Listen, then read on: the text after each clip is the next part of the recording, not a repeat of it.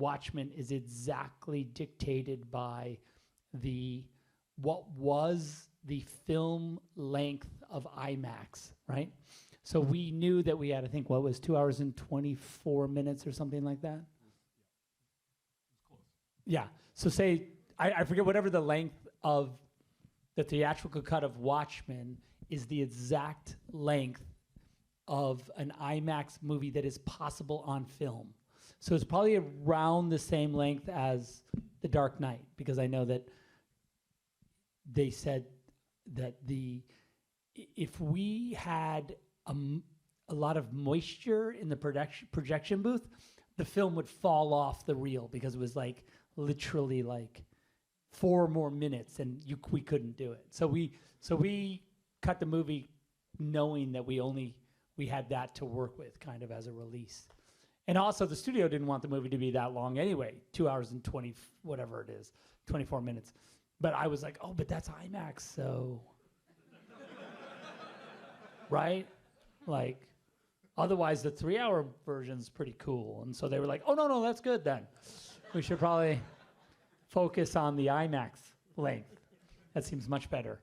But so, yeah, that's kind of how it, and you know, and I'm sure, I don't know if any of you guys have seen the theatrical version compared to this version, but I would say that this version is much more, it's just cleaner overall. Like everybody, it's closer to the graphic novel.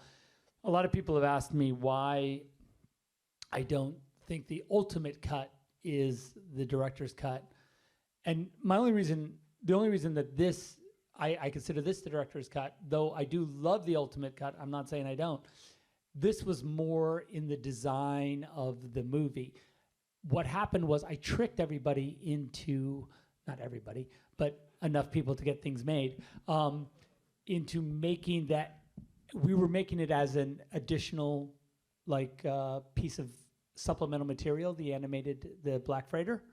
And we had also said to DVD that like, hey, can we shoot some interstitials with the news vendor and the kid so that they can, so that we can have some cool make a short little film out of it. And then I was able to take that stuff and stick it in the actual movie. So I did have the idea that we would like eventually create like some crazy full experience. But in the like initial design of the film, when that wasn't really an option, it only became an option when we were talking about DVD. This was kind of the movie. So that's why I sort of consider this like this was my first sort of vision of the film. And then as luck would have it that we could, because we had sort of tricked everybody into this extra material, and we were able to put it in and kind of pad it out and make it sort of even more similar to the graphic novel, which I loved. But again, like I was saying, it wasn't exactly in the design of the original sort of vision for the film. So that's why this to me is like the most kind of, it's what I drew in the first time I sat down and drew the movie. This was kind of what it was. So that's why. There we go. Well, it worked. So I got a question for Jackie, because this is such an incredible performance, kind of iconic, and you were then taking the double risk of bringing to life something that so many people knew from the graphic novel. And then all those scenes where we get to see you are fabulous, but then you have that other little extra problem where your face is covered for a bunch of it. And you've done that before as Freddy Krueger and what have you. So tell us a little bit about how an actor gets as much performance out when your face is obscured by just using your body, using your voice and what have you, because it worked. I think that was definitely like a concern when starting to do the movie, because, as an actor, you really don't want to be an actor. You want to be a reactor. So it's kind of like you want to kind of have the performance be internally driven through what the character's going through at any given moment. And so I kind of, had to ask myself the question of like, can I kind of trust that method even though my face is covered? And I ultimately decided to, just do this performance like I would any other. And, Zach was cool in the standpoint of like letting the actors kind of like see takes back on the monitor and stuff. And for the most part, after we do takes, I'd kind of go look at the monitor and I could see like, wow, it's coming through, whatever's coming through. But there were a few times where I'd kind of come back and look at the monitor and realize that what I was doing just wasn't kind of coming through. And then, so there was an occasion here and there where I'd kind of need to animate the suit a little bit to try to get the point across. But for the most part, just performing like my face was, visible just seemed to work. Like if I could really just own the moment, feel the moment, be the moment, then it seemed to play through. Yeah, because we could see it in the way you walked and tilting the head and. And Jackie had, on the day when we shot, there was like, the mask had holes in the eye. He could see, and there was like, tracking markers on his mask. So it wasn't like, there was a sort of suspension of disbelief that we all had to have. That like, oh yeah, that's going to look cool when we finish it. Because, yeah, right now it's just a ski mask, so. Yeah, there really were two like kind of big, openings, and obviously that was so that I could see.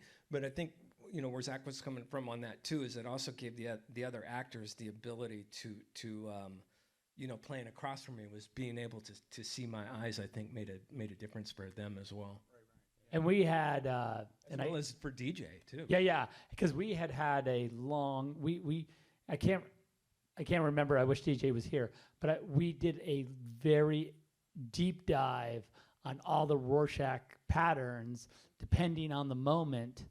Like we would say we had like a whole graph of like if he, we would spot it and be like, okay, in this scene, like when he says these words, it should do this shape, and then like it was a super intense process for us in post of just trying to like honor Jackie's performance in the Rorschachs that were on the mask, as much as we could. So, and that's another thing that was like really cool. It's like I was talking about going back and checking out the monitor to see what we were doing on the day, but in terms of what you guys did, like ultimately, was like amazing. Like to me, when I saw this for the first time, and then I was able to see, everything that we were doing, with the big open eyes and everything, but to be able to see what you guys did with those ink blots, it really did feel like, like everything fit perfectly. So I can see you taking all that time to. Yeah, we really were careful. Yeah, I remember that. And there's the most obvious one is when Ozzy punches you and they all kind of go to the side, which we thought that was kind of funny. We really enjoyed that because we were like, oh, because we'd been so like careful with them, and then we were like, oh, cool. When he gets punched, they all just kind of get sloshed around. And I think also there is some sort of like, I'm trying to remember exactly in the graphic novel. It's been a while.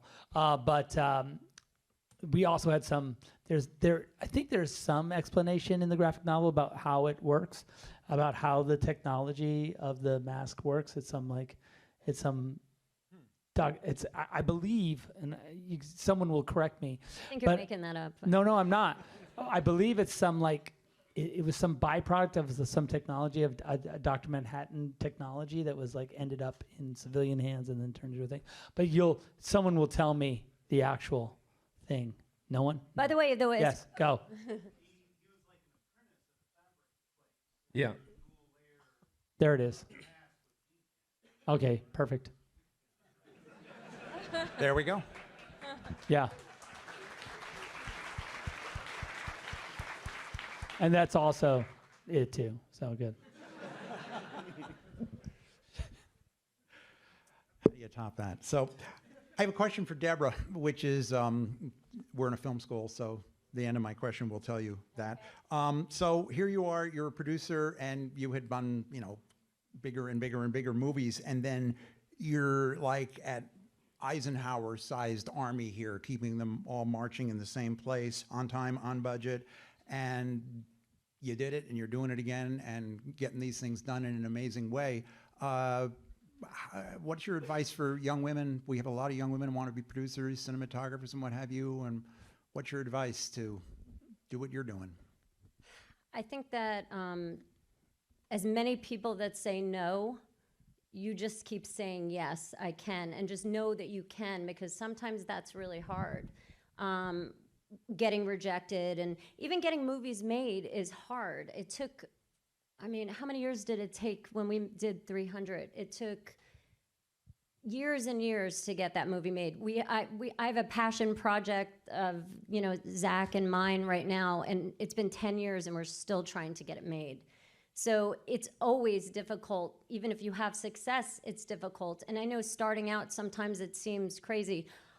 I was a girl that grew up in New Jersey, and I went to Ithaca College and I studied communications there, and I ended up falling in love with advertising and doing these like 30-second spots that I thought were these mini movies. But in my mind, I never thought that I would ever make it. Like, California seemed so far away. I didn't know anyone. And then I just kept just working hard and working my way up. I remember my first job, I didn't type, and I was like, well, I have a college degree. And they're like, well, if you're gonna be a production assistant here at the ad agent, you gotta pass the typing test. And I was like, what? And I only got the job because the human resources woman was in another meeting, and they let me go up and meet the head of production. And he was like, I don't care that you can't type or that you failed the test. But whatever you do, even if it's getting coffee or, I did all those jobs. And if you do your best, people will take notice. And if you take pride in what you do, and it's the most important thing, whatever that assignment is, you will move ahead and just keep persevering. That's my advice. Awesome. Perfect. Thank you. Thank you for that. So Larry, you're coming into this. You're a visionary your own self, and you and Zach have this graphic novel that is iconic, and so it's a little bit like somebody writing a score with a famous melody in it. You sort of have to riff on that. How do you go past that to make this your movie, your movie and Zach's movie? How do you go past those things? What? Because it was a motion picture experience. It wasn't just a bunch of pictures. So how do you take it to that next level? Actually, I just went through the graphic novels and I just copied every picture. There you go. That'll work. Don't mess with success. But some of the pictures were like this, so. I hate that. Well, vertical video. Just use your phone. No, we should broach that subject, because when people say it's just exactly like the graphic novel, it's nothing like the graphic novel. Yeah, that's right. Yeah. It's, the shapes, movie coverage is actually boring with the wides and overs and close-ups, and comic books can do crazy time, especially with the people that did Watchmen, Ellen Moore and Dave Gibbons. They can do crazy things with reality. Because the rules for filmmaking are kind of sometimes formulaic, a little boring. So, but I was in the position of, luckily, with Zack Snyder, when you have a director like him who says, the priority is to make it look cool, where other directors might just say, I don't care what it looks like, or can you just go faster? And the producers are saying, just go cheaper. It's a reality. So so Zach will take the time to make something look cool, even through the craziest ideas that come up on the spot. There's one shot we were just talking about earlier. I don't know if you remember, where we're in the prison and you see what's his name? Big Figure. And they're walking, and then they're talking. It's Rorschach's behind us, and it holds. And at some point, he continues to talk, and then the camera pulls back, and we're inside of the jail cell. Do you remember that shot? Mm-hmm. But it goes through the bars, right? But the camera is this big. So I think we're on our tech scout, maybe. We're just talking about how you wanted to do that. And we just totally thought of that on spur of the moment, I think. Like, hey, what would be funny? Isn't that like some of our best stuff is kind of like that? And they go, well, then we have to do a hole. And then, hey, VFX, can you make fake bars later? And they go, more money. That wasn't in the plan, but of course we're going to do it. So there's a lot of the coolest stuff in Watchmen because it's stuff we thought would just be super cool. Not all spur of the moment, but some of it. But mostly because Zach's genius. Also, I think that DJ, our visual effects supervisor, who's in Australia right now, working on another movie, sad he couldn't be here, but he is a huge fan. He's just like he's exactly the kind of guy that should be doing this movie. When we would say something like, "Oh, cool, we want to go through the bars," or he'd be like, "Okay, well that's awesome," So yeah, we got to figure that out. We got to go through the bars then. And you know, there was never any like, no, that's not really like that. Is there a cheaper way to do that? Rubber bars. What if we were like, just kind of, what if the lens went through the bars, but not the whole camera? That might have been our first idea, Yeah. right? Like back it up and kind of. Yeah, just get the nose of the always lens behind through. it. Yeah. That probably was, but I was like, oh, but it's cooler if he's further away. Yeah. Yeah. That happens all the time. But yeah, it's cool. If he doesn't say no all the time, hang on to that guy. That's great. Because usually it's like, yeah, I don't think so. DJ? Yeah. Oh, your DJ? Yeah, no, Yeah. he never says no. No. Too expensive. Yeah. He never says no. Yeah. All right. Cool. Well, it worked. And you went through the. Didn't you go through the cemetery sign too? Cemetery sign. We were also talking about the owl ship shot where we come. It's when Dan and Rorschach are having their kind of like when they're talking about him being a little too soft when it comes to like women, and he's like, and Dan's like, don't do that. Everyone thinks you're a psycho, so they don't tell you not to do that. And then he's like, they have their little handshake. It's kind of like their most loving moment. It's pretty hilarious. But that shot starts inside and it goes kind of through the glass and then comes across and then it's a nice long oneer that's pretty. Yeah, pretty it's nice. awesome. Yeah. CG glass. But I have to talk about that cemetery shot because we did that on. Have you ever seen on pictures where they have a car or SUV and then there's a crane arm on the SUV and it can drive? You notice that there was kind of a driveway in the middle of that cemetery. So we used that and drove through the street and the other way and had a remote head on the end of this crane. So it starts on a close-up of the statue, right? It wraps around and then flies up. And then, of course, the cemetery sign was, some of it was there. It was missing the middle part. We had the kind of side so we could target the center. We missed it too badly. Right. But so we're telling we're sitting there on the day and we're telling the camera operator, okay, now make believe there's a sign and just pull back through it. And he goes, well, how do I know where the sign is? When I'm flying backwards, there's no like registration, right? There's no way. Because I'm like, I want it to come between the E. That don't exist. It should go right through that little hole. And they were like, okay. All right. By the way, Yeah. the angel in the cemetery we've had in how many movies now? It started in Watchmen. What was in Sucker? We used it in Sucker Punch. It was in Watchmen and Sucker Punch. And it was in Did we use it in Man of Steel? We put it Man in the of Steel cemetery. too, yeah. And it's in an the angel. office. I have it in my office. Same exact prop, yeah. Yeah. Although it's all shot up. The one I have in the office, the one we have in the office is all shot up because it's the one from Sucker Punch. Because remember the girls like machine gunned it, so it's like all like shot up now, but it's cool. That's pretty good. It's getting good residuals. It's good. 3 movies. It's getting 0 residuals, by the way. Yeah. Well, you didn't give it a line, which is a dirty trick. So. I think the studio just wants it. They don't want it back, but I think it's on loan. Technically, it doesn't belong to us because it's slightly stolen, I guess. Internet, keep that It's quiet. made out of styrofoam. Yeah. Yeah. You I weren't. don't know what you're gonna do with it. You can't put it into cemeteries. Nope. No, it'd be pretty disrespectful. So. So I have a question for Bill Hoy, who edited this thing. Woo! Magnificently. So, much like we have a lot of producers here, we have a lot of editors, in our film school. And so everybody's always curious, how sausage is made. So when you're working with Zach, do you edit sequences as they come in? Are you like a few days behind him? Do you wait until principal photography's over and then do then do your assembly? And then as a secondary follow-up question, did you say in the back of your mind, there's going to be a director's cut? I'm just going to squirrel away a couple of timelines here, and I'm just going to pull them out later. So just tell us a little bit about that. Well, I normally go on location, so I start shooting the moment I get a complete scene. So we can talk about if there's anything missing or how the performances are going, and I'd love to check with Zach, with the directors, and say, come in and take a look at the scene and see how the actors are playing it out, see how the story's playing out. So the more scenes I get, and then I begin to put it all together, scene after scene, if they're connected.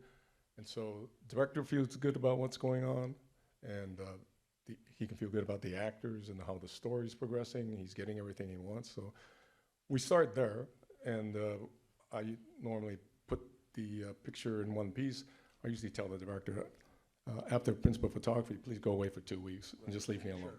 And I'll put music and sound effects, and when you come back, you can look at the movie, and you'll have some distance to it, so that you can see it as an audience would, and then you won't see that really horrible day you had on the set, or that really good day you keep patting yourself on the back for. It's not there, because it didn't really quite work.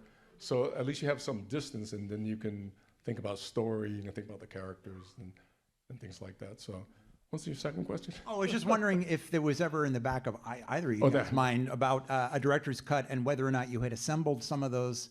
Well, I guess you showed them a longer cut and then they cut it, or did you come in with the knowing about IMAX, come in at 224? We showed.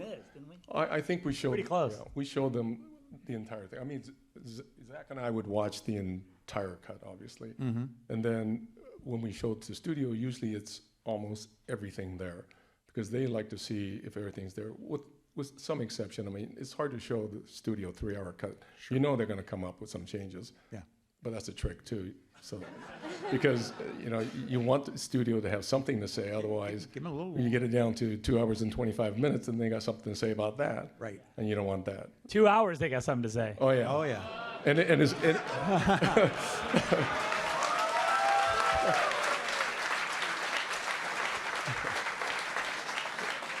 It's never putting any footage back in. Oh yeah, Make it guys, longer. it's too short. I really missed What the that scene. fuck? Where's the Hollis Mason death scene? Right. Yeah, you got to put that back. No, You know, it's not a thing. When I was watching it today, I haven't seen it since the release, so I have great distance for it. And this is director's cut, and I was thinking to myself, what did we cut out? Because this works so well, and I'm looking at certain moments. Go, did we plan that? Did that really? I like to think We did cut out 40 minutes. So somehow, it's 40 minutes. close to 40 minutes. 40 minutes long. I don't know where the 40 minutes came out of that movie. It makes me want to watch the theatrical cut, sort of. Well, I know the Hollis Mason death scene. That for sure. That for sure. What else? By the way, that was beautifully. I was looking at that today, and I was like, oh, I can't believe we didn't put it in the theatrical because it was. Oh, so really? beautiful. That was gone. I love that scene. That's such a cool scene. So good. That's such a great performance.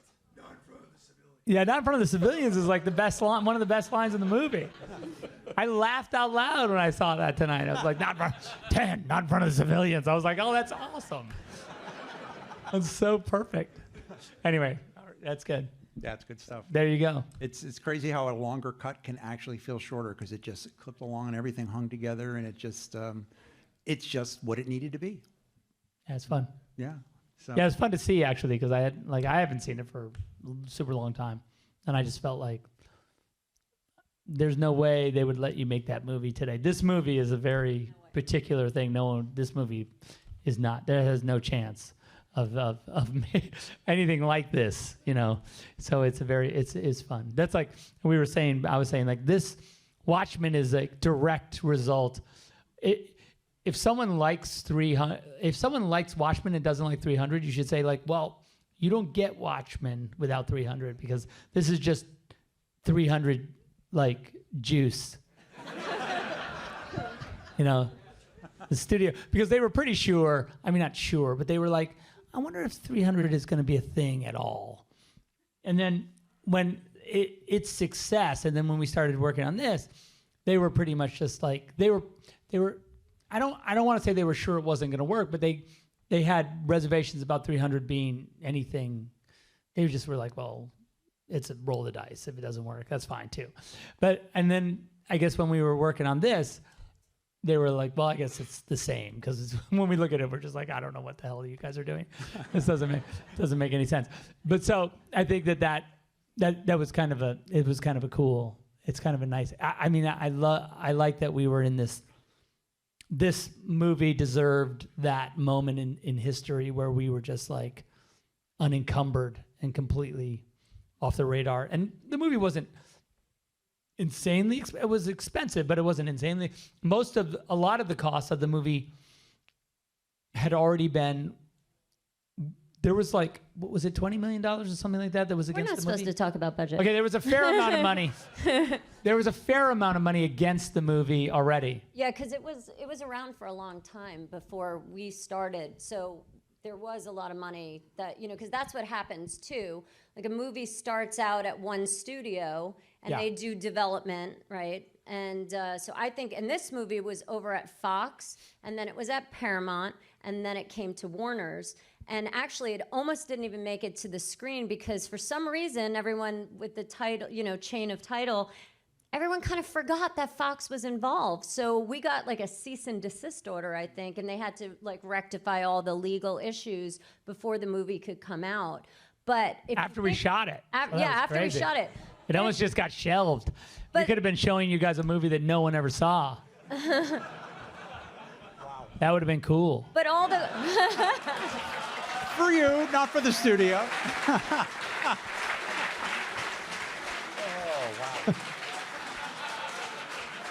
Sorry. Go ahead, baby. no, but Sorry. I was saying though, all the money of the it just doesn't go away because they're like, oh, you're making the money. So all the money that was spent at Fox and Paramount and everything contributes, it goes into your budget. So then you're like, wow, before we even started making it, we had money against it. There we go. That Yeah, happened and there's That happened to me last night. and you That guys happened to me had last night. direct costs and then you had overhead and everything, and it's a miracle that Fox let it go because studios don't like to put things in a turnaround because it's like, well, no, because then you'll make it and it'll be successful and then we'll look like idiots for putting it in a turnaround, so they'd rather just sit on Yeah, stuff. because Well, the this- Paul and this- Greengrass version of this movie, they built sets and everything. They were almost So they were down the road. they were really down. So there was a Wow. lot of money against the movie on the Paul Greengrass version. But this was a co-production, so distribution was between Warner's had it domestically and Paramount distributed it worldwide. Yeah, but So- Fox let it go. That's why that cool mountain Yeah. at the beginning Yeah. of the movie. Yeah. Huh. Well, this actually ties into. I have. I like that logo. That's cool. I like it. It's cool. I As a like when the mountain. little stars go around it. Yeah, it's cool. Yeah. Well, I also like it's cool.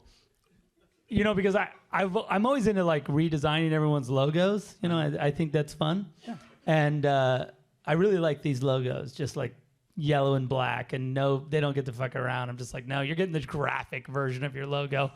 We're not gonna do any because I remember it's always a conversation. They're like, when we screen the movie, they're like, where's the thing? I'm like, no, that's it. It's just it's just gonna be that. I think it's better. Because your thing takes me out of the movie a little bit. You're like crazy anime. I don't know what that is. That's a crazy thing.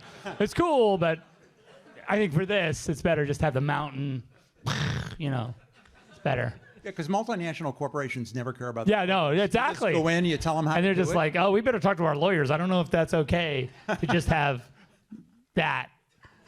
So yeah, so it's cool. Yeah, I'm sure. It was fun that they kind of said yes to that. I felt like I was like, if you're just confident, sometimes it works. If you're just if you're like, oh no, it's fine. Don't put your logo that you've spent millions of dollars on the movie. That's like you said, your corporate identity. Yeah. So that's fine. No, It's two I'm just colors. gonna- You're welcome. Yeah. I'm gonna do that. So it's good. So I have one question here from a Vero user, Mateo. Then this would be for Debbie and Zach and whoever else wants to chime in. What was the biggest challenge to bringing this bad boy to life, aside from what you just told us? That's like an awesome. It's an awesome question. I'll tell you that. But it's also the question. If you've ever been on a press junket for a movie, that's the question. What was the biggest challenge? Bringing the movie to the big. And it's a good. It's a true question. And I think Debbie's going to answer it. Yeah, there you go. Right. He directs and he tap dances. Okay. Honestly, I think it was all Nixon and Bowie and doing all. No, I do. Honestly, I struggled with the casting of those guys legally. We were like, do we need to get permission? I don't know. I guess we're okay. Is it a parody? What is it? But the makeup effects for all those people we wanted them to be bulletproof, and it was a lot of makeup effects and a lot of design. And I remember Castro like flaked on us, and we pulled someone from the That crew. was Johnny Carp. Johnny Carp was Castro. Our Castro went crazy, and like at the last second he was like, "Wait a minute, is this a parody of Castro? Because I'm like playing a serious Castro." And I was like, I'm not trying to make fun of Castro. Don't. By the way, this was the day of the shoot. Yeah. So And we he were had like, also- okay, who's around here that looks like Castro? Because remember, he had also gotten like some bicycle accident. He had rented a bike and like fallen off of it and was hurt. And it was a weird situation. And then and I said, you know what? Yeah, you're not going to do that. So then our carpenter, who's like our on-set carpenter, who was working on the movie, Johnny, I was like, Johnny, you want to be Castro? He's like, all my life, yeah. And he was like, sure, I'll do fucking Castro. And he looks awesome. He looks like Castro. I think he looks more looks like Castro. I was today, I'm like, Johnny looks just like fucking Castro. That's cool. That was cool. But I wouldn't put that as the biggest challenge. in the movie, wait, but I have two of them. Okay, two. So I do think the makeup effects were challenging, but I also think that the amount of sets that we had, and also for the budget, we were trying to figure out, and Alex McDowell was supposed to be here. He watched the movie, and then he had a family issue that he had to leave. But Rest Alex. It's as much money as you have, you never seem like you have enough money. And there was over 120 sets that we had to build, and this backlot, because you realize that 80s New York doesn't exist anywhere anymore. It's like we scouted New York, and we wanted it to feel really gritty, so we built this backlot, and across, so we had New York, and then we had like Vietnam across the street, so we couldn't turn the camera around because it was Vietnam. But we shot every single inch of that backlot, and we reused pieces of the sets. And we were just talking a little bit earlier how we went, like, one set we used the interior, and then they're like, come back after lunch and we're gonna like redress it. So we had to like take a break and then come back and then use it for something else. So it was a lot of that, like, world building is difficult, but world building when you also have to like reuse things and repurpose them makes it even more challenging. Is that better? No, that's great. Okay, good. That's 100%. Yeah, no, I mean, the careful thing is that, we were really, a lot of the like sets that we shot for the film were very like carefully designed. Look, there's a lot of stuff that we were like, fuck it, maybe this is cooler. But a lot of the movie was just very much as I drew it. So you actually could make 120 sets and not, because like I was, like, for instance, when the young Dr. Manhattan is working in the watch at his dad's watch factor shop, and he's building his watch, that was like this crazy teeny set that I think was part of another set, and we were just like, okay, that's fine, that's cool, because the movie's so vignette-y, it's like so many vignettes, one right after the other, and to figure it out, you just have to be really careful and not, because you can kill everyone just by going like, it'd be cool if we looked that way, like the other way, and they're like, there's no set over there. Well, and I think that's the thing, that because you draw all the storyboards, every single frame, we could talk about it ahead of time. So, like, Zach isn't one of these directors who shows up and is like, okay, I'm in the room and I'm going to see where I'm going to point the camera. Like, everything is so specifically planned, whether it's visual effects or whether it's what we're building or whether it's the stunt. So on the day, it's really about the performance, and we're not thinking about that. And then we can put more money on the screen because we're only building what we really need. One of the things in the movie that's cool, and I don't know if anybody got the reference to congratulations, Mr. Gorski. Does anyone know what that is about? Does everybody know? Show of hands who knows who Mr. Gorski is. So it's a small group. It's a dedicated group. It's an old group. So the shot of Neil Armstrong, right? And you hear him go, congratulations, Mr. Gorski, on his thing, right? It's funny, when I watched First Man, the movie, remember, you guys saw First Man. Okay, when I watched First Man, I was like, he should say, congratulations, Mr. Gorski. Okay, so the urban legend, and it's not an urban legend, it's true, is that Neil Armstrong's neighbor, Neil Armstrong had said to his neighbor, like, one day I'm going to make it to the moon. Like, I'm going to be an astronaut. I'm going to go to the moon. And his neighbor said to him, like, when on that day, I think it was the wife who said it to him, right? So the wife says to him, like, if you ever make it to the moon, I'm going to give Mr. Gorski a blowjob. Okay? That's what's good. If this kid makes it to the moon, get ready, Mr. Gorski, because that's what's going to happen. So that's what the reference to that, congratulations, Mr. Gorski,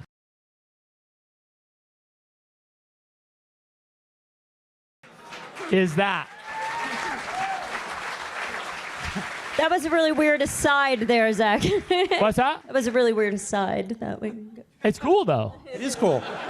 My point is that there are some details in the movie that you're maybe not aware of. Well, you had a great homage to the War Room in Doctor Strange. Yes. Oh, yeah, very much so. Who knows the episode of Outer Limits that is playing on the TV in the at the last scene when we show the Outer Limits? When we logo. see all the, because we just heard the music. Because we hear the logo, we hear the intro, but there's an actual. If you listen carefully to the audio, it's actually, I forget actually what episode it is. You clapped. Somebody knows this. Same storyline, yeah, because it's referenced in the graphic novel. Yeah. So anyway. God, that's great. That's awesome. So it's not completely random. You know. No, it is not. I felt like one of the bedroom scenes looked a little bit like 2001 bedroom. Was that a Oh yeah, 100%. I wish Alex was here. All of Dr. Manhattan's like stuff is very 2001 inspired. Yeah. Because he's, that. Yeah, because it's a famous movie. Just saying. All right, we're opening this up to the audience. We have microphone people on both sides, so raise your hand. I see a hand go right up over here. The man in the, I was going to say the lanyard, but that's stupid. I'm pointing to you, buddy. That's it. He's doing this. He's coming up for air. So I'm super nervous about asking questions. So I'm gonna have to pull up what I wrote down. Oh, that's scary. Don't worry, it's short. So the film It's had legal. I don't. So the film had a lot of noir, like a really noir feeling. Were there a lot of noir films that you guys watched either during production or during pre-production to pull specific moments from, either in music or the silhouette photography? question. No, we don't. Zach's. Oh. I don't know, Zach. We were talking about silhouettes up in the at dinner, because like like that shot where Rorschach kicks the door in, and he's standing there. It's like his whole like, such a cool. I was like, oh, that's cool. And I guess that's noir-y.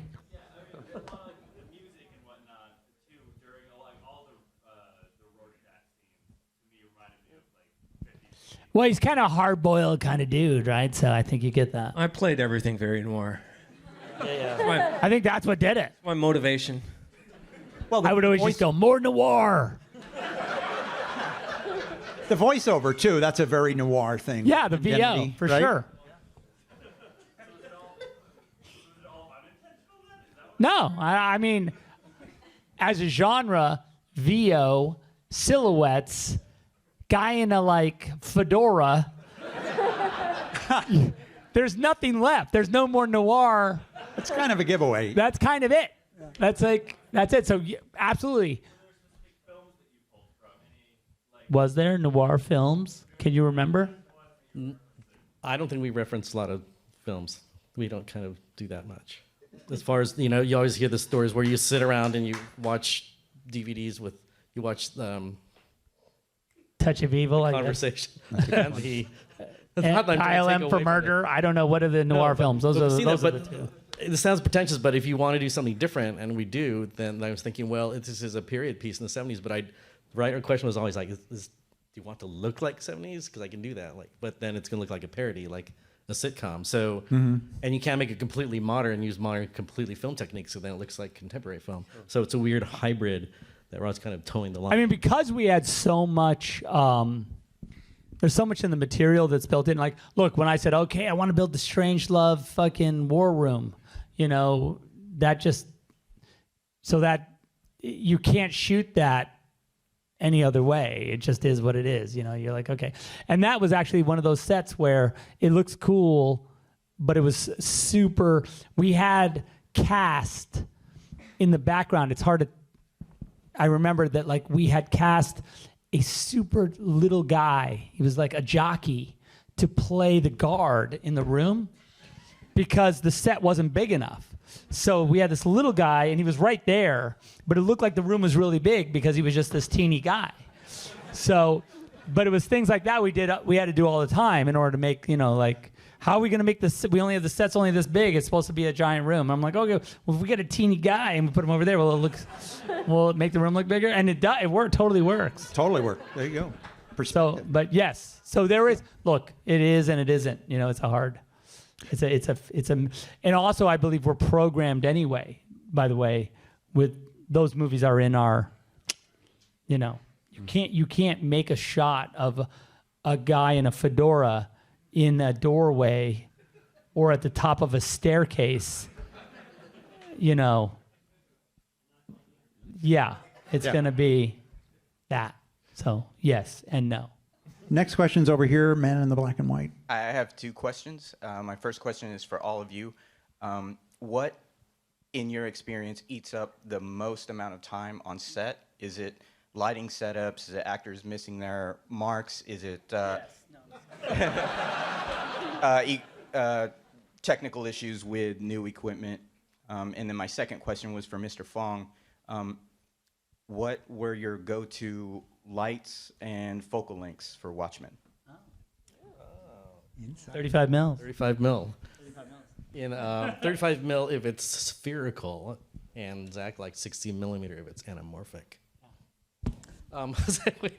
That's 100% true. What was the 35 question? mil. When in doubt, 35 I totally mil. forgot That's what the the answer. question was. Oh, but also first, what takes the most time? Don't ask the DP because Sorry, it's Larry. It's Larry. Larry takes the most time. always this. I was gonna say Larry and Zach joking around. That's a rude question. You and DJ watching SNL like usually film clips that Joshi was. Yeah, playing that's back. true. We did. The Dave Concords. Joshi's here. He's right there. Stand up, Dave. Please. Woo-hoo. Okay, so Dave is also an alum of Watchmen. He did all the playback for us. And so basically he's the guy. If anyone in this room who I sat next to the entire movie was Dave. And so like Dave got the most raw, like pure Zack Snyder Watchmen experience.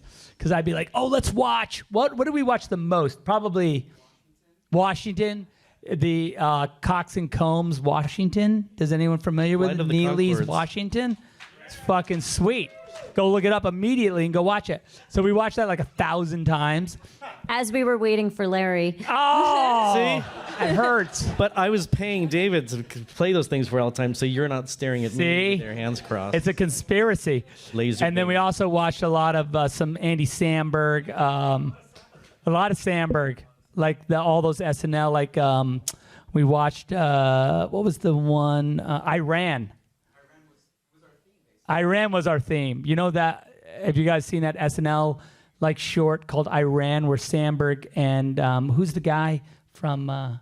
It's no, the guy from fucking the guy who sang in the Super Bowl. Justin Timberlake. No, this Super Bowl. Adam Levine. Oh. Adam Levine.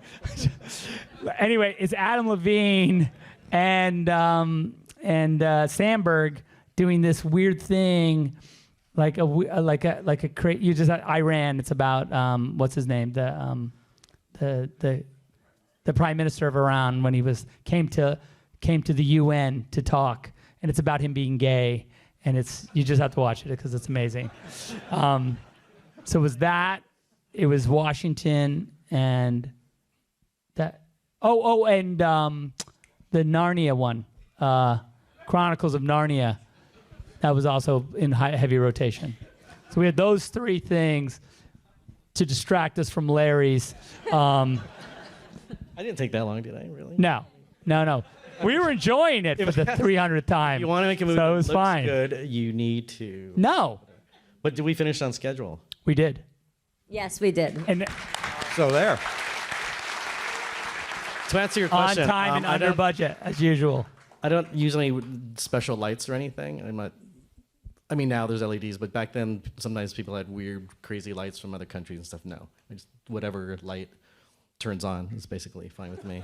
But we use a lot of Kinos, I think. Then a lot of Kinos on the floor. People use Kinos less now because LEDs are like that, but better. So yeah, nothing special. I don't do anything tricky. Good. Actually, the giant Karnak set had like 300 image 80s all above a silk, so that whole room was yeah. And it's not hot and dangerous because space lights get super hot, and if something breaks, there's a fire. So, yeah. Yeah, it's the only lens we use. I don't think it is the only lens, but it's pretty close. No, but Zach's not, when we did commercials a lot, it was kind of big to use long lenses and stuff. So I think that trend has changed. I think Zach's more medium wide-ish, at least for now. Because I still like, you know what I do? I really love like a 35 mil, but like as wide open as possible. So I like it wide, but I still like a 35 mil, to me is like a semi-wide lens. It's a lens that you can still shoot a close-up of a person with and not have them look freakishly weird.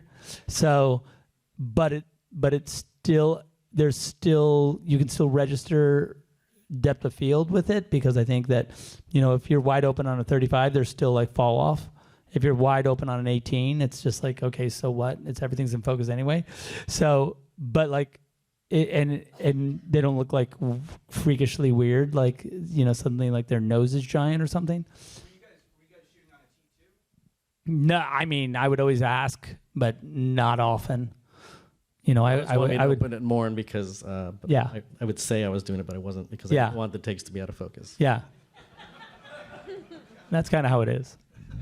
I'm like, it should be wide open, and he's like, it is. Maybe come and check. So I had lenses made with all the numbers were actually wrong a little bit. Yeah, quarter of an inch. yeah. They're all like, so it he says knows a his 2, stuff. but it's a 4. Because they don't want me to get fired. There you go. Man with the black shirt, right there. The man in black. The first time I saw Watchmen was on a Tuesday before it opened, and it was at the BAFTA, with the BAFTA screening, and Dave Gibbons came out. Oh, cool.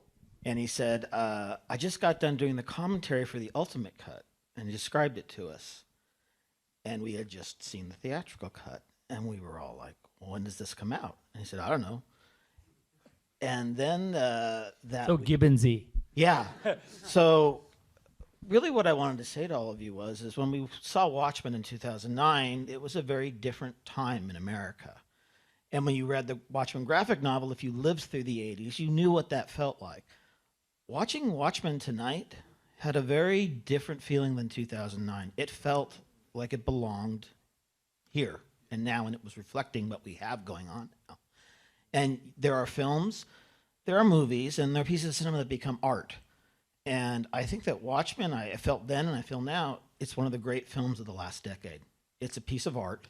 And the greatest thing about it is, True that. every version works. Every version is organic to what it was intended to do. This is my favorite version. But the longer cut is the graphic novel basically brought to life in cinema. Each one in its own respect is perfect.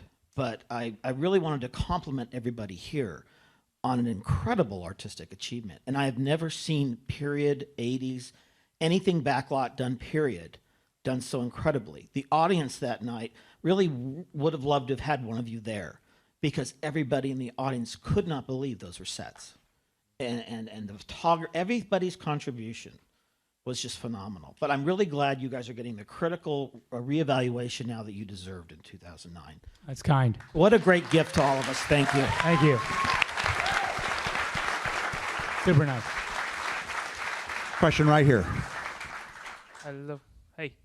My question is on the music, because each scene that has tracks like the Philip Glass or the Bob Dylan. For those particular scenes, were those songs, in the back of your head from the beginning, or was it like? Yeah, I had scoured the graphic novel. A lot of the songs are referenced in the graphic novel. A lot of the songs that I chose. I mean, like, not Sound of Silence, although maybe. I don't think so. What's that? Yeah, mixtape. Yes, exactly. So I had to make a mixtape, and it worked out. But a lot of Unforgettable and Times They Are Changing. Those are all songs that are referenced in the graphic novel. There are more. Desolation Row. But the Philip Glass one, was that the one? The Philip Glass one. Bill put that in there, right? The Philip. Yeah, well, and then we fell in love with it. Yeah, because I'm a huge Philip Glass fanatic, and so when we would talk about it, I'd be like, Philip Glass is the best, and so we stuck it on that Philip Glass song, and we just couldn't get it off the movie. Like, we wanted to get it off. Like when you make a movie and you tempt something with a song from another film, the intent is to take it off eventually and not have it be on there. But there was just we could not get it off. Because I know that came from Dr. Maroney, and what was it? It was actually that movie. That was the first time I ever heard that song in Philip Glass. I was 13. So it was like, wow, and it was because of that movie and listening to that scene and with the music when it became a big Philip Glass song. Yeah, I know, because it's just like, it's just like his, I'm just, I love. It was like, composed for God, basically. Yeah. It's funny because Debbie and I recently, I've been working on Fountainhead and just writing, and we met with Philip because I really wanted him to do the score for it, because I always felt like that would be like the perfect. He would be perfect for it, and we haven't gotten it made, but we've had a lot of great meetings with him and sort of gotten to know him through that process, and it's been really cool to sit with him and like go to his house in New York and hang out with him. So it's pretty cool. Yeah, he's awesome. So and it was cool because actually when we put it on the movie, I had to call him to say we had to send him the scene and say, we put your music that you didn't intend on a scene in our crazy movie about a blue guy who, you'll have to see it. Like, I'm having a hard time describing, sounding bad. So just watch it. And then he was really cool. He was like that. It was amazing. He really loved the sequence. So it was cool that he liked it. It's often that an artist doesn't. Let's hit somebody in the back. It's hard to say. I It's not see the a intent. man with a black hat on with his hand way up there. He's waving at me. This is a question for Zach, and basically, you were talking about Watchmen being a comic book movie that we wouldn't see anymore or anytime soon, maybe, and definitely was not part of the norm as a comic book movie. If it wasn't Watchmen, what other graphic novel do you think it could have been, in terms of what Watchmen was for comic book movies? It's a good question. Let me just clarify. So you're asking, at that time in the world, it's hard because Watchmen is a deconstructivist superhero movie, right? So it's basically like. But in terms of like the maturity aspect of it, because comic book movies were, more family friendly. Yeah. Fun, I agree. Well, that's what I was going to get at. Basically, my point is that you have a movie like Watchmen that 10 years ago was basically addressing the genre of superhero movies. With now, in the 10 years since Watchmen came out, who knew how far we'd go with this superhero idea, right? With this, how superheroes have inundated the culture of cinema as they have, and I'm part of the problem. But my point is only that, like, when you watch this movie now, in knowing what we know, it's really, in a lot of ways, the movie should be being made now if you really want to, like, but again, the cool part about Watchmen is that you couldn't make this movie now, right?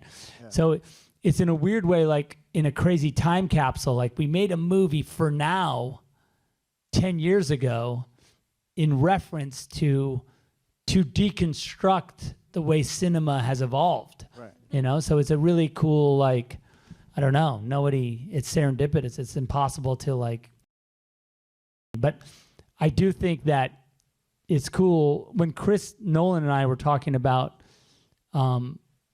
Superman, when we were literally getting ready to make Superman,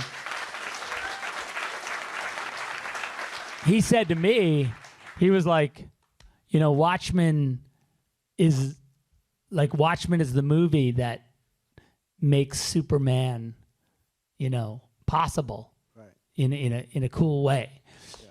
But the interesting thing is, like, you know, people talk about however I have influenced or whatever I've done with Superman and Batman and everything I've done up till now, you know, and people have like criticized me for a lot of different aspects of the way I've interpreted those characters.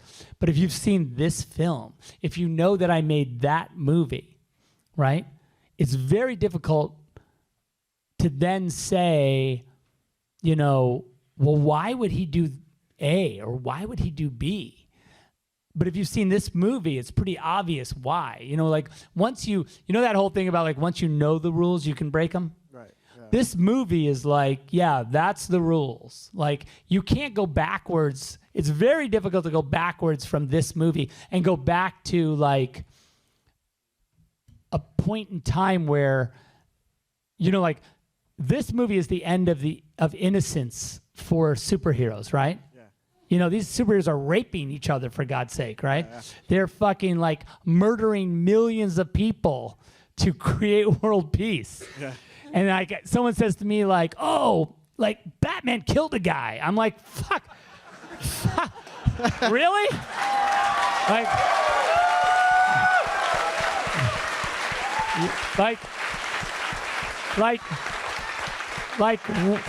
I'm like, wake the fuck up. It's like, yes. It's like, yes. You know, that's all. So like, I guess that's what I'm saying about like, you know, once you've like lost your virginity to this fucking movie, and then you come and say to me something about like, oh, my superhero wouldn't do that. I'm like, are you serious?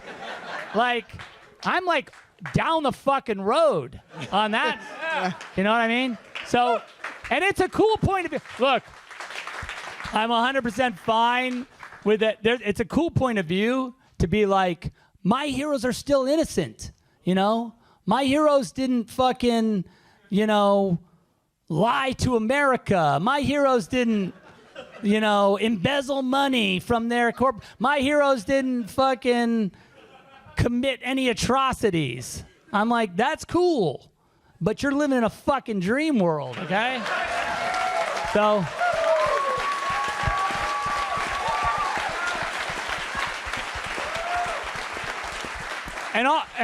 And I guess, you know, so the cool thing is like, so mythologically speaking, I'm 100% fine. And by the way, and I love more than anything, you know, Superman and Batman. But in, you know, in the same way that Alan Moore was fed up with the fucking like, okay, no, you know, they do this. Clearly, this is a response to like where Watchmen talks about comic books in the same way that this movie talks about comic book movies, but it talked about comic books at their most, they were broken, you know? So he was just addressing that. The thing with comic book movies is, and I'm a fan. Like I go and see them and I love them. And I don't have a, you know, I go and see all the Avengers movies and I go and I enjoy them and I love it. It's not, that's, you don't have to not enjoy them, but you also have to be like open to other things as well. You can't just be, anyway, that's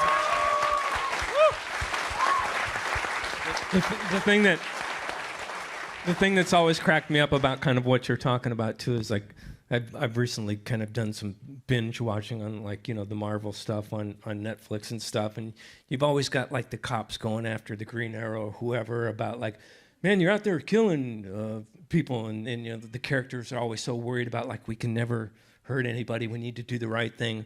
But during the whole damn show, the cops are just constantly shooting anybody with that moves, and then they're judging him. I don't get it. Justice is difficult. Oh, that's nice. There you go. I see a man standing up with a microphone. All right, Zach, this is kind of actually what you were talking about a little bit, but I was going to ask you if you had any intimation about where you were going, because I think, that's what we see now, but the amalgamation of characters, right? They're flipping coins, like with Ozymandias and Lex, or you get Night Owl and Soups. I mean, they have these sort of trajectories of moralities in a way, and I think that's what kind of comes up where biggest one, Dr. Manhattan and Soups, the plus minus of empathy and how they see that. And is there a parallel that you didn't know that you were going to make when you came to the DC Universe characters that we know as Batman and Superman? And then, there's scenes in the films that have I guess sort of mirror shot, such as Lex and his corporation, and you have Ozymandias there. You have his fortress of hubris versus a fortress of solitude with Man of Steel and in BVS. Can you speak a little bit about that? Because I don't know, maybe you ended up there, but did you plan it that way? Yeah, that's a good question. I mean, I think that it goes to what I was saying about the, it's like if you read, like, and I'm sure, I don't know if everybody's read Watchmen, but once you read it, it gets pretty deep in your like way of thinking about comic books, and your way of thinking about that particular kind of mythology. And like, Dark Knight Returns and Watchmen, for me, comic books kind of like stopped, for me. And like, look, there's plenty of other great comic books. I'm a huge fan. But for me, those two kind of like, if you're talking about sort of the deconstruction of like the why of comic books or the why of those mythological characters, though in those two pieces of reference, you can sort of find your way through it. Whenever anyone asks me, if someone who's not like a comic book fan says like, hey, what should I read? What should I like, what should I think about? Like, what should I like? I always feel like, have you read Watchmen? And they're like, well, no. I'm like, okay, well, read that and then we can talk. Or like, have you read Dark Knight Returns? Well, not really. Well, not carefully. I'm like, well, okay, you should read that too. Because it's, if you do that work, you kind of open your eyes to the world. And I think for me, those influences, whether it be Watchmen or Dark Knight Returns, they're similar in the way that they discuss like loss of innocence. And I think that's kind of goes to what you were saying about the sort of parallels between this movie and the other films that I've made in sort of this world. And so yes, the answer is yes. There was a definite Alan Moore pedigree that has continued to influence me as I addressed these iconic characters going forward. Batman, Superman, Wonder Woman, all of them. They all got, and you can't help it, but to be shot through that prism, because it's kind of it's a raw and real and kind of undeniable Alan's ability to kind of look at the sort of heart of one of those characters and understand why it exists and its flaws and its also strengths, and he's really good at not completely destroying it. You know what I mean? It's easy to just say, fuck that, that's stupid. Like, I hate that. But this is a guy that loves the character anyway, right? And that's, I think, for me, and I feel like that's how I feel about these characters. I love the characters, but I still want to know why they tick. I still want to test them. If there's a rule, if the character has a rule in canon, and in canon it says a character can never do that, that's the first thing I want to do. I'm like, why? Yeah, what? Yeah, like what? Oh, he can never go here. Well, let's go there. And if it doesn't, like, that's just me. That's just love. That's all that is, you know? Anyway. All right. Wow. We got plenty of questions here. Let's hit somebody over here. Yeah, good idea. There you go. Yes, please. Did you say that? Behave yourself. All right. A woman got a question. There she is right up front. Ask us a question. Can't take her anywhere. I'm already standing. I might as well stay standing. So I really want to ask you about slow motion, because obviously that's become a very distinct signature of yours. Controversial. No, I love it. No, it's all love here, Zach. It's all love. No, I know, but I just like it. It's So there's obviously a ton of it in this film, and it's very striking visually, and in particular, at the beginning, the fight with the comedian, and then also the assassin being disarmed by our hidden villain, were really amazing sequences. So I would love to know how you came to realize that you really love to use slow motion, and then also how that affects the way you plan these sequences, because of course, these are very elaborate. They do not happen by accident or chance. So yeah, because a lot of those, like, a lot of the slow motion in those sequences is all like even fake slow motion. That is to say that, like, you know, like there's no, like, we didn't have the frame rate to make, like, you know, 1,000 frames per second as we shot on film. So like we would, like, you know, the comedian would get punched in the face and would just literally be like, the guy, you know, would just squish his face, and we would shoot it at like 120 frames. So it was slow motion, but not what's implied. And even in the title sequence, like all those, like, what feels like super slow motion shots, it's everyone just standing still. And then, like, you know, the flashbulb, we'd built this, like, basically like they had like some, you know, like an old timey camera, and we just put like a bulb in it, you know, like a light bulb that's like on a rheostat, you know, like up and down, so it looks like a flash, but it's just like not. It's just like a guy. So yeah, so a lot of that is it was very deliberate and very particular, and also it adds. There is something off-putting and weird about it too, which I think is cool in retrospect, that it's not 100% like, you know, this weird, like, ultra slow motion that you can achieve now with a digital camera, like 1,000 frames per second. It's like no big deal. Like anyone could shoot 1,000 frames per second. But we were like really struggling to kind of create that. Because you can't slow a flash down. Yeah. Yeah, I don't know. Yeah. The cool thing about the old flash is that there was literally like you know, because there's filament inside burning. So you do get like an up and down if you were capable of recording it at that frame rate. And like a modern flash, you know, is like 1 frame or whatever, or 2 frames. I know this is too boring, but the thing was that we realized we couldn't use an electronic flash to get the power, but the regular flash bulbs, if you shot at 300 frames a second, then no light comes out of it. And as you saw, the whole look of it was the overexposed thingy, right? So then that's, after I think weeks of thinking about it, we realized we could put a 5K bulb in the flash silvery reflectory thing that you'd never actually look into. And like Zach said, you turn it up and then back down again. Huh. Oh, you're just on a wire. And that's just stuntman. It's amazing how much that sequence, I mean, it's probably pretty obvious now. Like Rich Citrone is like, I'm just like, oh, look at Rich. He's fighting that guy. Oh, that's Ozzy. That's supposed to be Ozzy. That's just Rich. Just beating the crap out of Tim.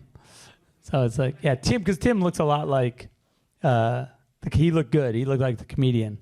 So like I was struggling to go like, oh, is that, oh, there he is. You know, like when you try and find what shots we did with the actors and what shots we did with the doubles. Yeah, so, but it's fun. It's like, there's a really good shot, Jeffrey Dean, when they lean him back right before he pounds him into the coffee table, where he kind of makes a whoa face like that.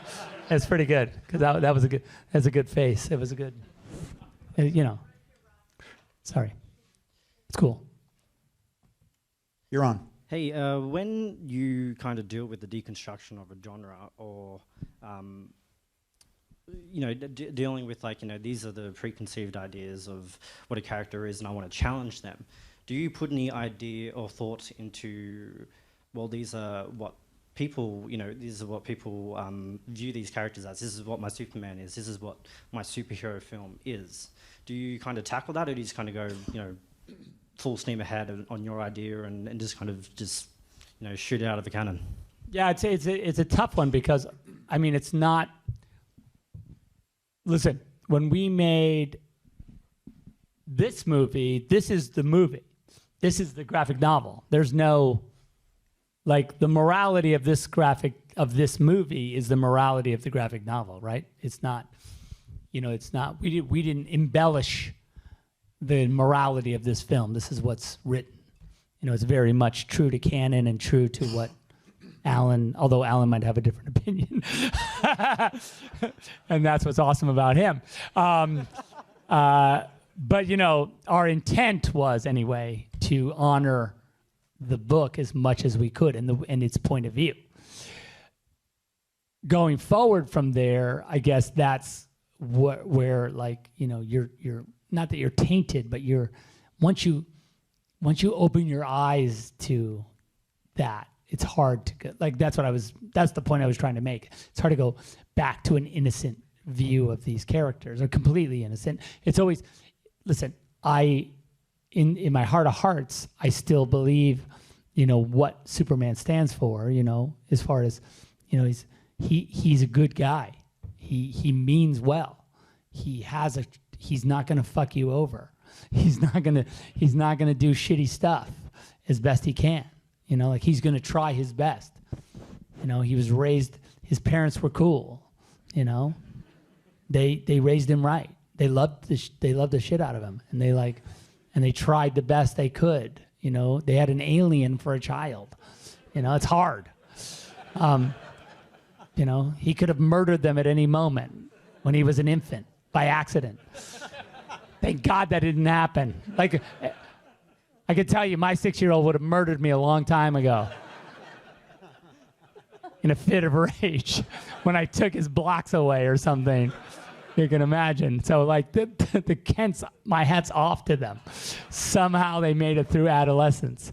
So clearly they were good parents, And so you have this character that is really as best you can, and that's the fun of it, is that character's confronted with a world that doesn't really care about that stuff as much as he does. He wants to do the right thing. He really does, and he does know what the right thing is. He does believe in truth, justice, and the American way, whatever that is, as best he can. He wants that to mean something. It's funny because I remember when we were watching in the Singer version in Superman Returns, he says it's so conscious. He's like truth, justice, and that other stuff, right? And you're like, okay, that's cool. No, I get it, of course, but it's an interesting thing to confront, though, right? When you talk about it, truth, justice, and the American way is a thing to confront. It's confronted in this movie, What happened to the American dream? That's in this movie, 100%. It's that idea, but then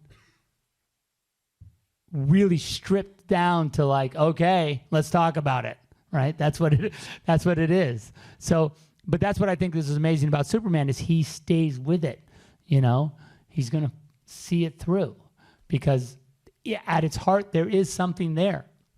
There is a why of that. That didn't happen by accident in a vacuum. He actually stood for something, and I believe in that, and I want that to mean something, But at the same time, that can't mean something, right? Without the consequence of the reality of that point of view, right? Because then that doesn't mean anything, Then you're it's a joke, You know, if you say, then it's that truth, justice, and that other stuff. But if you can get to the why of his point of view, then you can actually find a way through it that is maybe meaningful, you know, that actually then could touch people and can actually allow him to exist in a way that is meaningful, and that if his belief in justice or his belief in truth then becomes transcendent because it's based on something real, not on just the words. Does that make any sense? Okay.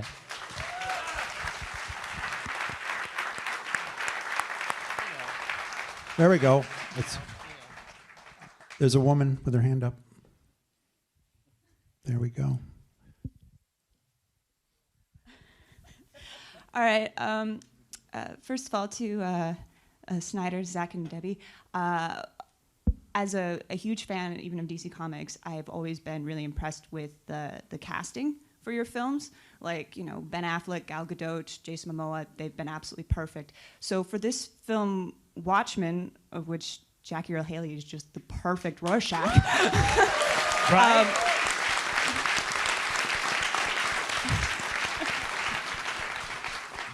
What I want to know is, how did you know that, like in the casting process, how did you know that these actors were these iconic characters in Watchmen? And you know, and this is also, I guess, a question for Jackie as well. Like, how did you come into this role, and how did you know, I imagine there was a lot of pressure to try to take on a character like this, and I kind of wanted to know the process for it. All right, this is a question for Debbie then. I mean, it's a long process, and I think it starts. We have worked on every film except Dawn with these two women casting agents, Laura Kennedy and Christy Carlson.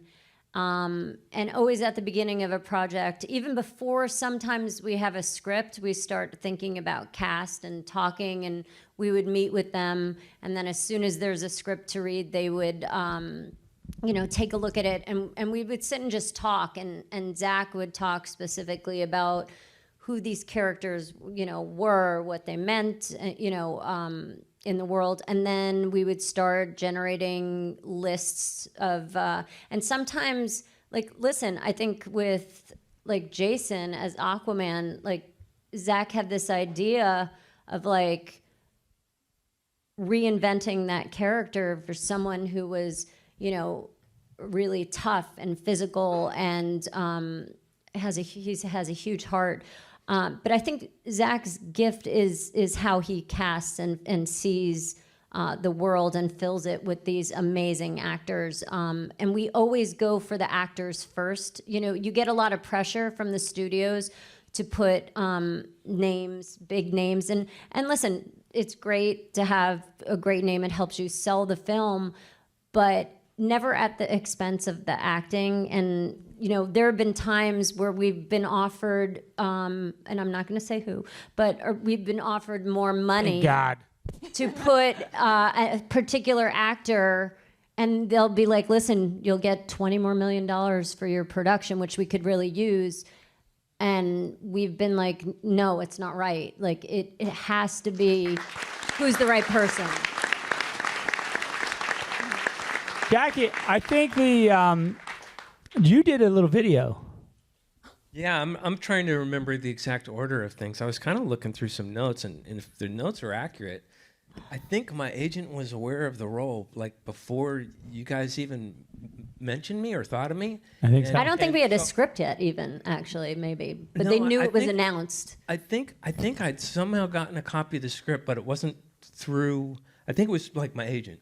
And what we were doing is we tried to get just proactively out in front of it. So I did this audition tape and made a DVD and sent it to you guys. And I do recall that it got a good reaction at first, but then I can't remember exactly what, but I think it was kind of like the studio was kind of having you guys kind of examine like the big movie star road. So you kind of went down that road. And I remember at one point in time, I was talking to my agent, and this had been going on for a while. My agent literally said, "Dude, let it go." Meaning, like, you know, they were at one point in time, it seemed like things were just heading in a completely different direction. And my agent, says, "Dude, let it go. It's not going that way. They're going to do it this way."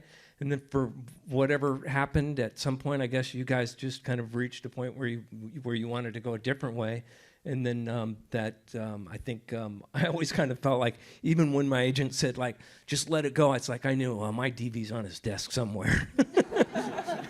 Maybe if it turns around, and sure enough, after, I don't know, a month or 3 or whatever it was, things kind of turned around, and I was just like literally thrilled when you guys decided to cast me in this role. It was one of the most amazing moments of my career. Yeah, they did. Yeah, they did he did like a scene. I forget what scene it was. I'd have to look at. I think we have it somewhere. The DVD is still lying around. But I got to be honest. Like when I saw it, I was pretty much like, guys, honestly, like this is, what else are we gonna do? And I think we went on a journey with the studio through a bunch of different ideas. But it was for us, I think for Debbie and I, it was always you know. I know your agent said let it go, but we were always like, no, it's gonna. If we have anything to say about it, that's how it's gonna go. And in the end, it was great that it worked out. And it was also cool that that Patrick ended up in the movie too, because it was just like those guys had done Little Children. It was funny because I think we had liked both of them, and then in that year, Little Children had come out and was like. I remember we were at the Academy. We weren't at the Academy Awards. They were, and I saw you guys like on the red carpet on TV, and I was like, "Those are my guys. They're gonna be in my movie." And at that point, you know, there was no movie, and it was all just like I could have been some lunatic in his living room, yelling at the TV that those guys are gonna be in my movie. You know, it's like, and if you had been in there, you'd be like, "Okay, sure, that's cool." It's like, but yeah, and it worked out awesome. Cause like, and Patrick's amazing. He's like a perfect Dan, like literally a perfect Dan. I don't know how. Like he walked right out of the comic. He literally walked right out of the pages. So and you two together are just amazing. Yeah, I really love it. And Billy he's just, you know, he's a dear man and like an amazing actor and just like so many. Oh, and one thing that's funny is though, we were talking about casting is Christy Carlson, who is one of the casting directors. In my mind, because we read a lot of Laurie's, right? So we read a lot of young ladies to play Laurie. And I was with her for a lot of them, sitting in the room, like, you know. But Christy would read Manhattan, you know, with the ladies. And they would always read that scene. We're all puppets, Laurie. I'm just a puppet that can see the strings. And whenever I watch the movie, I hear Christy in my head because she's just like this deadpan version of it, which is weirdly the same way that Billy plays it. And it's kind of like this cool thing. There online, I saw a T-shirt that was out the other day that said like, "We're all puppets, Laurie. I'm just a puppet that can see the strings." And I was like, I need to buy that for Christy because that's like her. That's her. To me, anyway. It's a rant, but it's cool. That's awesome. All right, so we have time for 2 more questions. So who do we have here? Are you handing? Oh, he's handing a mic back. Right over here, sir. Oh, hi. Hey. Hi, my name is Aaron. I'm very nervous right now. From the bottom of my heart, I want to say thank you. God bless you for everything you do. Film-wise, it has inspired me. In terms of viewing the world, actually, this movie, Man of Steel, Batman v Superman, has taught me to view the world more empathetically and to view the world as more inclusive. And so thank you for that, because it made me a better man and a better human being. That's what film should do, typically. So thank you for that. Thank you. So, I also want to say you probably have the most director's cuts out of most Hollywood directors. So congratulations on that, because that's. I don't know if that's a good thing or not. No, no. Well, you definitely fight for your visions, and that's definitely inspiring to artists who want to get out there. Definitely. So, hopefully that tradition continues on in the future. you know what I mean. So, I hope so too. Yeah. Well, we'll see. Is that right? Is it right to hope for that? I guess. Well, yeah.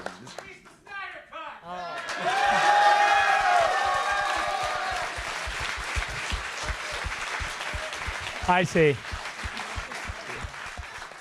right. Subversion. That's fine. So my question It's fine. is, one of the best parts of your filmmaking is, I'm sorry.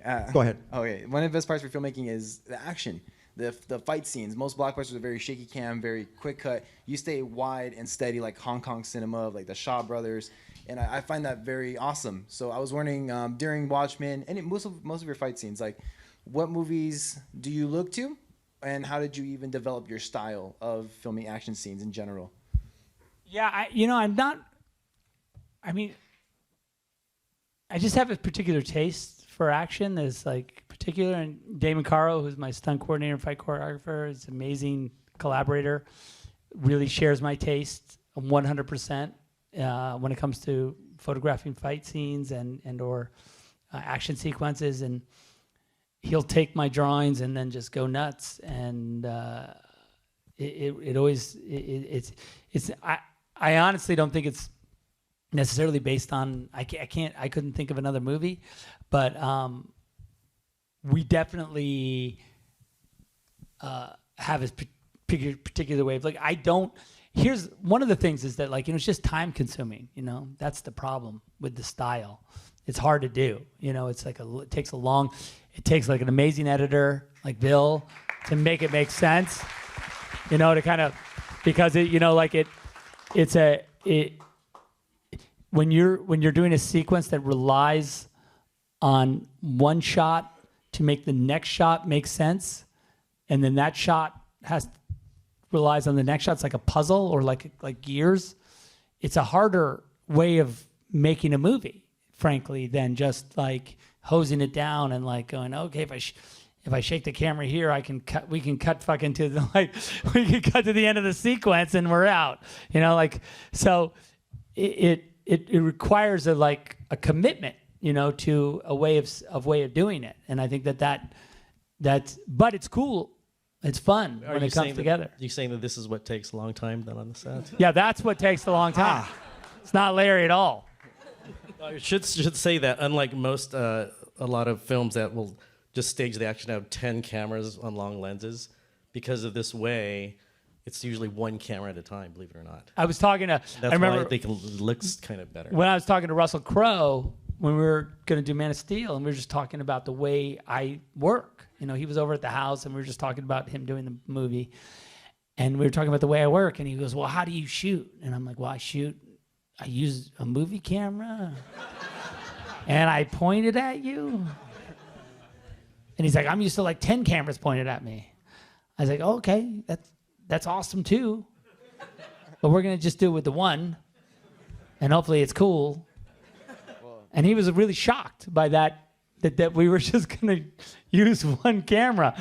And I was like, I don't know. I don't know how to, it's hard to do. And I have a huge respect for Ridley Scott and these, if you can take 5 cameras and make 5 good shots, that's cool. That's amazing. That's another awesome talent.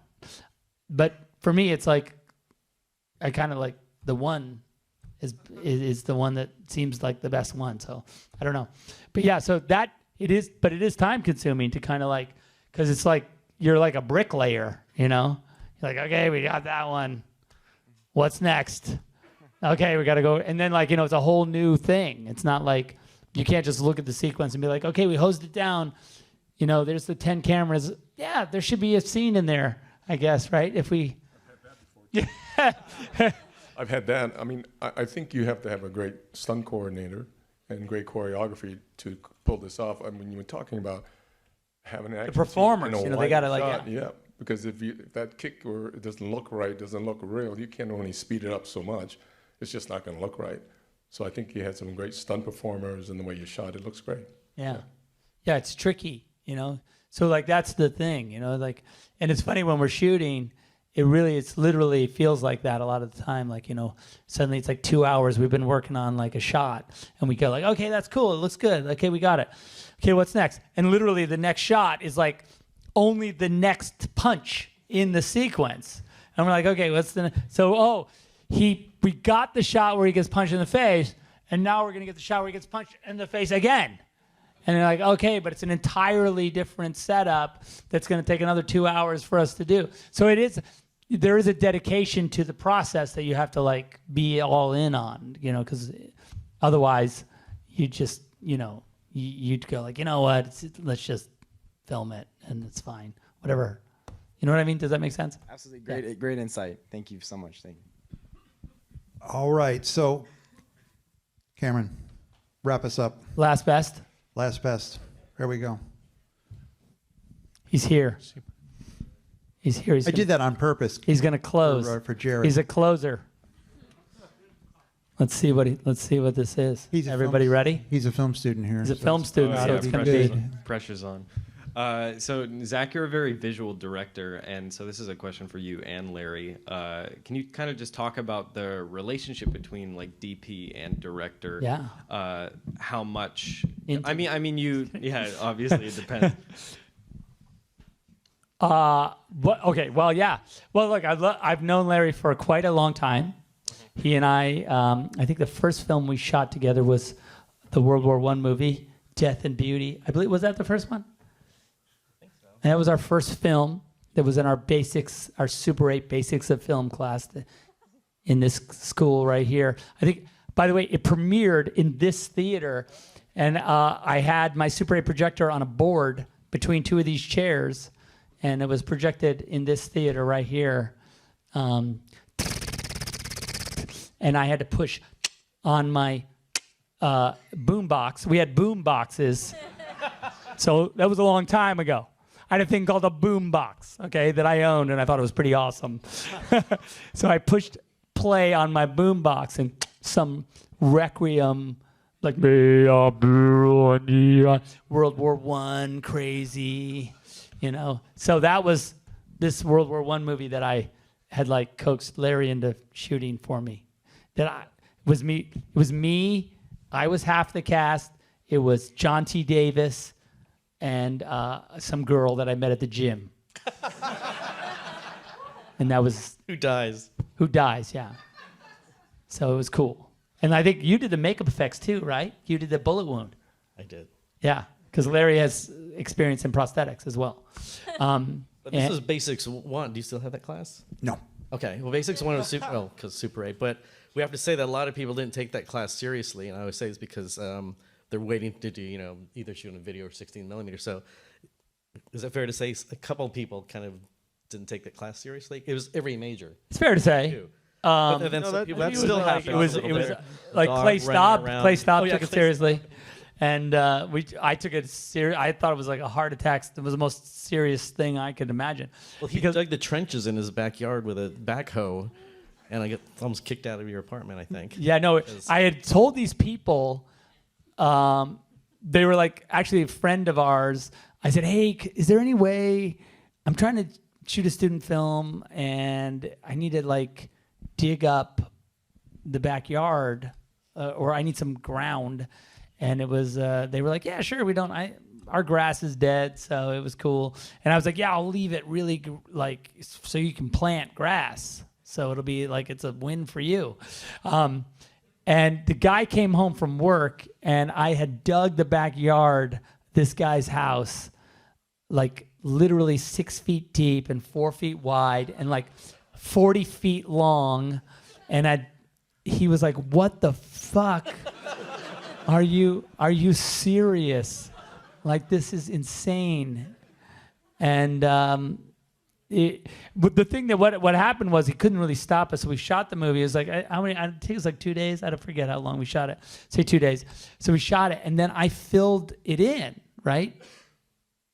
But the guy was so freaked out by how much digging we had done. He kept calling me, going like, "Hey man, can you come over and take my trash out because, like, you really dug up my backyard." And I go, I know, but I fixed that, and it's cool now. And he goes, yeah, but it was you dug it up so much. that you need to come take my trash out too. And could you like wash my towels? And like my dishes are dirty. And I was like, would you? I'm not your indentured servant. I just freaking dug up your backyard. I know it was extreme, but it's done now. And he just could not. He was not cool. Like he couldn't. Like months later, he kept going like, you really dug up my backyard. I was like, I know, it's cool, it's fine. I only broke one pipe, for God's sake. There's a good moral of the story. I don't know if you know it or not. Never let film students in your house. That's definitely the takeaway. I heard about this movie through the current president of the school, who said he heard from the guy who was president at the time that it ended up on his desk, your movie. And they were just like, who are these guys? What the hell?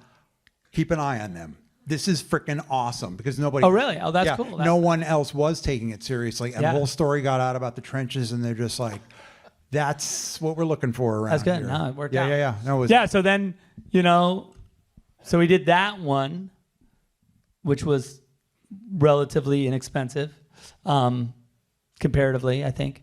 But then we, made Batman versus Superman, so that was more expensive. There you go. Time flies. So how about a big thank you for this amazing panel and for this amazing movie. Thank you, guys. Thank you so much, everybody, for coming. Woo. Awesome. Thanks again for coming out. You guys really appreciate it for a great cause. Thanks, Jackie. Thanks, guys. Thanks, Bill. Thanks, baby. Thanks, Larry.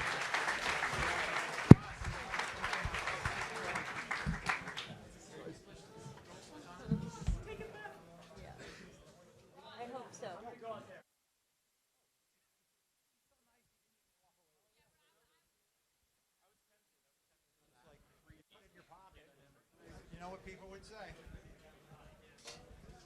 Actually, you got that.